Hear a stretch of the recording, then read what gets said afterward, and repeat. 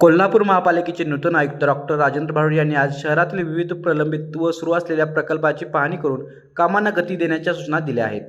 सकाळी 8 वाजता सुरू झालेल्या या दौऱ्यात गोकुळ हॉटेल शेजारील multi level parking, Venus corner येथील गाडी अड्डा, केशवराव भोसले नाट्यगृह, सरस्वती टॉकीज परिसर, रंकाळा तलाव तसेच छत्रपती शाहू महाराज समाजस्थळाची पाहणी करण्यात आली. गोकुळ हॉटेल परिसरातील पार्किंग प्रकल्प तात्काळ पूर्ण करून सुरू करण्याचे तसेच जाहिरात प्रक्रियेला वेग देण्याचे निर्देश यावेळी देण्यात आले.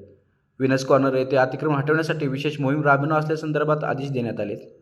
न्यायालयीन अडथळे दूर करून मोकळ्या जागांवर अतिक्रमणावर तातडीने कारवाई करण्यावर भर देणार असल्याचं देखील यावेळी सांगण्यात आलं.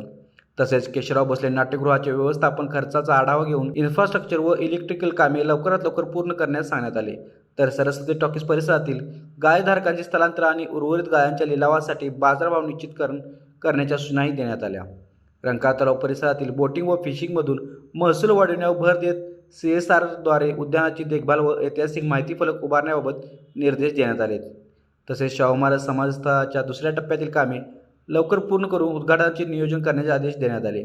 यावेळी अतिरिक्त आयुक्त रविकांत अडसूळ व शिल्पा दरेकर, उपायुक्त किरणकुमार धनवाडे, सहाय्यक आयुक्त उज्ज्वला शिंदे, स्वाती दुधाणे, शहर अभियंता रमेश मस्कर, उपशहर रचनाकार NS पाटील, उद्यान अधीक्षक समीर व्याघ्रांबरे, मुख्य आरोग्य निरीक्षक जयवंत पवार, उपशहर अभियंता महादेव खुलारी, सुरेश पाटील, अरुण गुर्जर यांच्यासह सर्व विभाग प्रमुख उपस्थित होते.